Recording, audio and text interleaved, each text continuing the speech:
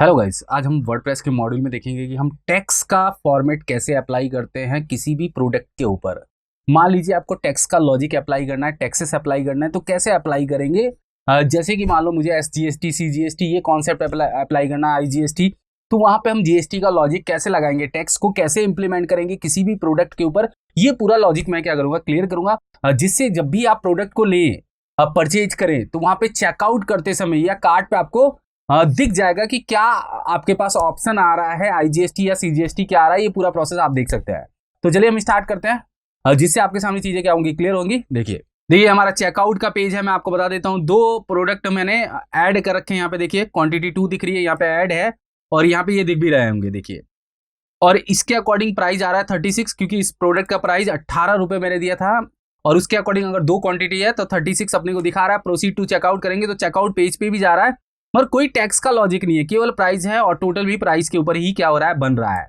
अब देखिए चेकआउट पे ये डिटेल क्या होगी, कैसे फिल करेंगे, कैसे ऑर्डर होगा, ये सारा तो हम आगे के पार्ट में क्लियर कर ही लेंगे। अभी के पार्ट में मैं लॉजिक्स क्लियर कर रहा हूँ कि एक एक लॉजिक्स कैसे बनेंगे। देखिए अपने को जाना है यहाँ पे डैशबोर्ड में। अब डैशबोर्ड में कहाँ पे जाना है, सेटिंग्स के अंदर। थोड़ा मैं आपको क्लियर करता हूँ। सेटिंग्स के अंदर जनरल सेटिंग में आके यहाँ पे आपको इनेबल टैक्स करना है, क्योंकि ये ऑप्शन इनेबल नहीं रहेगा। मैं आपको क्लियर कर देता हूं, इसको आपको इनेबल करना पड़ेगा। जब भी आप टैक्सेस का काम करेंगे तो इसको इनेबल करेंगे। इनेबल करते ही टैक्सेस का लॉजिक मेरे सामने क्या हो जाएगा, ओपन हो जाएगा। अब देखिए इनेबल करने के बाद इसको चेक करना है। चेक करने के बाद आप यहां से इसको सेव कर देंगे। सेव करने के बाद ये टैक्स का टैब आपके सामने बना हुआ आ जाएगा। कब आ जाएगा, जब उसको इनेबल करेंगे। तो इस पर आपको क्लिक करना है। क्लिक करने के बाद कुछ ऑप्शंस हैं, इनको आपको इतना देखने की जरूरत नहीं, वैसे मैं आपको क्लियर कर देता हूं। यहाँ पे लिखा है कि आपको प्राइस टैक्स के साथ में दिखाना है, तो आप यस कर सकते हैं। Calculate tax based on billing address, हमें बिलिंग एड्रेस पे ही क्या करना है, इसको कैलकुलेट करना है। शिपिंग टैक्स क्लास, अगर शिपिंग के अकॉर्डिंग करना है तो शिपिंग के अकॉर्डिंग रख सकते हैं। राउंडिंग अगर रखते थे तो आपके टैक्स राउंड होके क्या होगा, अप्लाई होगा। जैसे कोई प्राइस है 20 और आपने टैक्स लिखा 2%, तो उसको राउंड ऑफ वैल्यू पे क्या करेगा, वो टैक्स को अप्लाई करेगा। एडिशनल टैक्स क्लास, ये मेन है। आप देखिएगा इसके अंदर आपको यहाँ पे अपना टैक्स का नाम लिखना है। जैसे कितने परसेंट का टैक्स लगता होगा, 6% के लगते होंगे, 12% का GST होता होगा, या 18% का होता होगा, या 10% का होता है, तो वो प्रोडक्ट के ऊपर डिपेंड करता है। तो मैं एक टैक्स बना रहा हूँ 12% का, तो मैं यहाँ पे टैक्स 12 करके एक नाम दे रहा हूँ। ध्यान से देखिएगा, टैक्स 12। अब इसके अंदर क्या फॉर्मूला होगा, कैसे हम यूज करेंगे, वो सारी चीज मैं क्लियर करूंगा।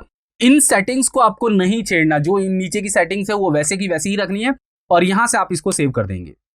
और सेव करने के बाद यहाँ पे एक टैब बना हुआ आ जाएगा टैक्स 12 रेट्स का, यहाँ पे आपको क्लिक करना है। क्लिक करके यहाँ पे अपने को बताना पड़ेगा कि कितने टैक्स लगने वाले हैं। तो हम 3 टैक्स ऐड करेंगे, और यहाँ पे कंट्री के अकॉर्डिंग बनाना पड़ेगा। तो यहाँ पे मैं इंसर्ट ड्रॉ करता हूँ, यहाँ पे कंट्री का कोड देना है कि कौन सी कंट्री के अकॉर्डिंग आपको बनाना है। तो मैंने यहाँ पे IN दे दिया, IN इंडिया का है। और यहाँ पे स्टेट, देखिए इंडिया में अगर आप कहीं भी प्रोडक्ट मंगाते हैं तो CGST लगता है, मतलब सेंट्रल गवर्नमेंट का GST लगता है। तो यहाँ पे स्टार ही रखिएगा पूरी जगह। यहाँ पे 6% दे दीजिएगा, और बताइएगा कि कौन सा नाम देना चाहते हैं। तो मैंने यहाँ पे दिया CGST, तो CGST लगाने वाले अपन, और इसको शिपिंग से हटा दीजिएगा। ये हो गया पहली रो। अब इंसर्ट रो। अब हम बताएंगे कि मेरा जो प्रोडक्ट है उसका जो शॉपिंग है वो कहाँ पे, मतलब उसका जो एड्रेस है वो कहाँ पे, जहाँ पे स्टोर है उसका एड्रेस क्या है। तो उसके अकॉर्डिंग आप यहाँ पे देंगे, क्योंकि वो स्टेट गवर्नमेंट के अकॉर्डिंग होगा। तो मैं यहाँ पे क्या करता हूँ, IN ही लेता हूँ, कंट्री तो IN ही लेना है। यहाँ पे आप स्टेट का कोड देंगे। स्टेट का कोड देखिए मैंने यहाँ पे ओपन कर रखा है, थोड़ा सा आप लोगों को समझाने के लिए। एक वेबसाइट है जो स्टेट का कोड रिप्रेजेंट करती है। स्टेट का कोड RJ है, मैं राजस्थान के अकॉर्डिंग लगा रहा हूँ, तो मैं यहाँ पे RJ दूंगा। और यहाँ पे मैं SGST, मतलब स्टेट की GST का अप्लाई करना चाहता हूँ, वो भी 6%। तो पहला हो गया इंडिया, यहाँ पे इंडिया, और RJ मतलब राजस्थान में SGST। और एक होता है IGST। IGST का मतलब मान लो आप अदर स्टेट में मंगाते हैं तो उस पर IGST लगता है। और इसकी जो प्रायोरिटी है उसको 2 करना है। 2 क्यों करना है, थोड़ा मैं आपको क्लियर कर देता हूँ। 1 करेंगे तो कोई एक ही अप्लाई होगा, 1 2 करेंगे तो दोनों अप्लाई होगा। अब देखिए यहाँ पे इंसर्ट रो करिएगा एक और यहाँ पे आप इंडिया ही रखिएगा।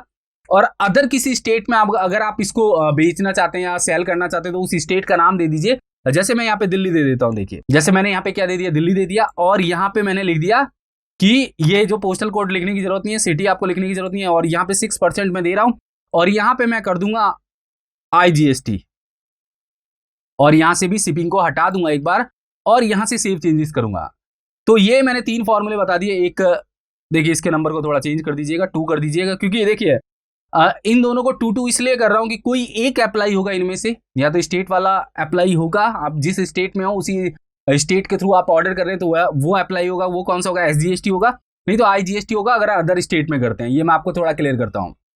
अब यहां से हमने क्या कर दिया, सेव कर दिया। ये हो गया अपना यहां का काम कंप्लीट। अब आते हैं कि हमें किसी प्रोडक्ट को बताना पड़ेगा कि ये टैक्सेबल है कि नहीं है, क्योंकि अगर हम प्रोडक्ट बताएंगे नहीं तो हमारा लॉजिक लगने वाला नहीं है। तो प्रोडक्ट को कैसे बताएंगे कि ये टैक्सेबल है कि नहीं है? बहुत सिंपल सा लॉजिक है। हम प्रोडक्ट पे जाएंगे, ऑल प्रोडक्ट्स पे देखिए, तो जो प्रोडक्ट मैंने कार्ट में ऐड कर रखा है उसी पे मैं लॉजिक लगा देता हूं। जैसे मैं कार्ट को ओपन करता हूं, यहाँ पे टी शर्ट नाम का प्रोडक्ट है, उसी में मैं टैक्सेबल प्रोडक्ट कर देता हूं इसको। तो यहां से आप टी शर्ट देखिएगा, ये देखिए टी शर्ट है, यहाँ पे एडिट करिएगा। प्रोडक्ट पहले से ऐड है, आप नया प्रोडक्ट ऐड करेंगे वहां भी काम आएगा। देखिए यहाँ पे टैक्सेबल आ जाएगा, और टैक्सेबल में देखिए यहाँ पे टैक्सेबल सेलेक्ट है। अगर आप नन कर देंगे तो टैक्स का कोई लॉजिक नहीं होगा। अगर आपको टैक्सेबल रखना है तो टैक्सेबल रखिए, और टेक्स्ट क्लास में यहाँ पे बताइए कि क्या रखना है। तो मैं यहाँ पे टेक्स्ट 12 को ही लेता हूं और यहां से इसको क्या कर दूंगा, अपडेट कर दूंगा। तो अब आपका प्रोडक्ट टेक्स्ट के अंडर आएगा, टेक्स्ट उस पर अप्लाई होगा, और जो हमने फॉर्मूला दिया था उसके अकॉर्डिंग अप्लाई होगा। ये भी मैं आपको क्लियर कर देता हूं। तो हम यहाँ पे जाके क्या करते हैं, रिफ्रेश करते हैं। देखिए और रिफ्रेश करेंगे तो यहाँ पे भी आपको टैक्स देखने लग जाएंगे। देखिए मैं यहाँ पे रिफ्रेश कर रहा हूँ, तो देखिए यहाँ पे आप देखिएगा, यहाँ पे आप देख रहे हैं तो CGST लग रहा है। CGST क्यों लग रहा है? क्योंकि जो हमारा जो स्टेट है उसके अकॉर्डिंग हमने देखना पड़ेगा कि कौन सी स्टेट में है।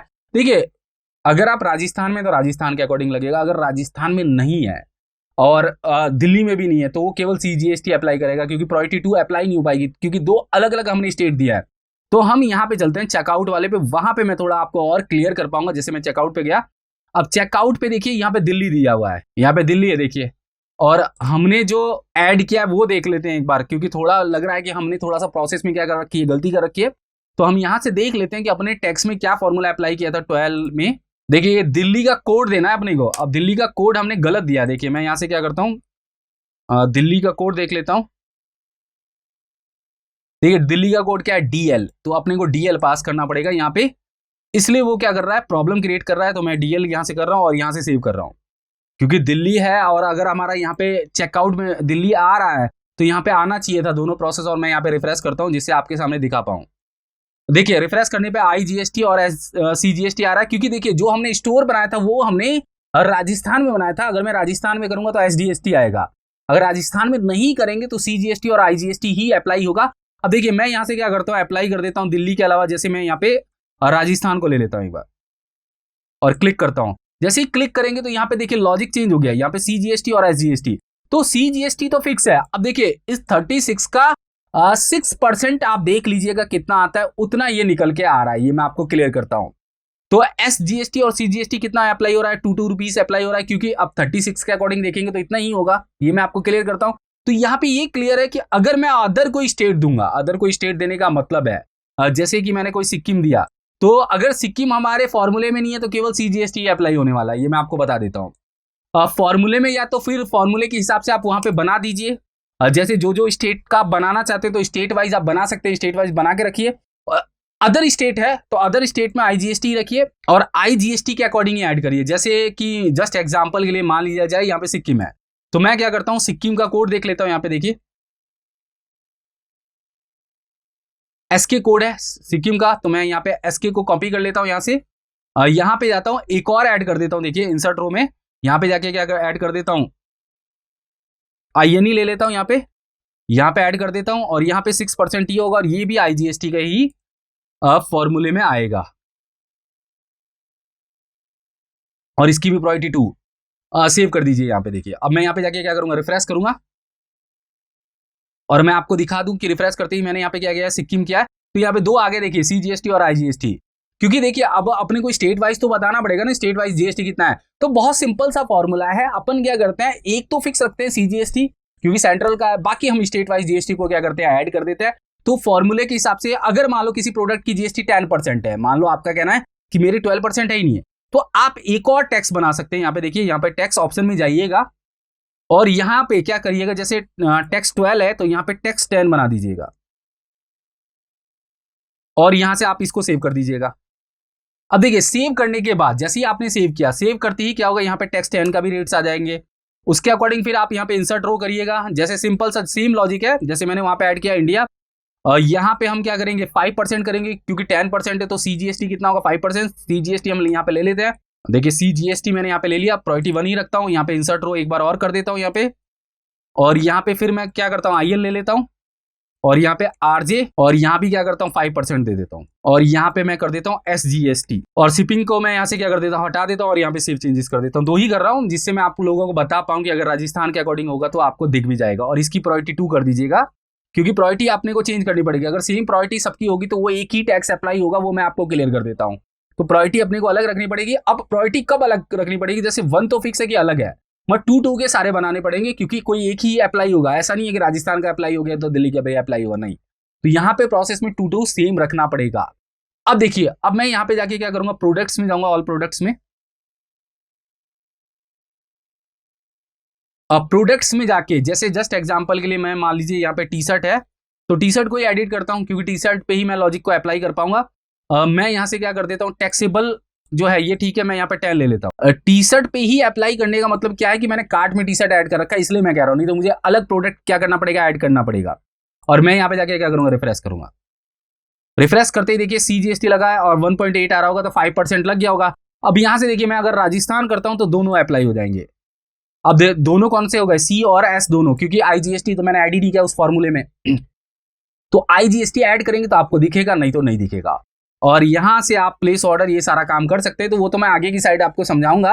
मैं केवल टैक्स का लॉजिक आप लोगों को क्लियर करा रहा था, जिससे आपके सामने चीजें क्लियर हो कि मैं किसी प्रोडक्ट पे टैक्स को कैसे अप्लाई करूंगा और क्या क्या अपने को सेटिंग्स करनी पड़ेंगी, जैसे आगे चल के आप टैक्स को क्या कर पाए, अप्लाई कर पाए। Thank you so much guys.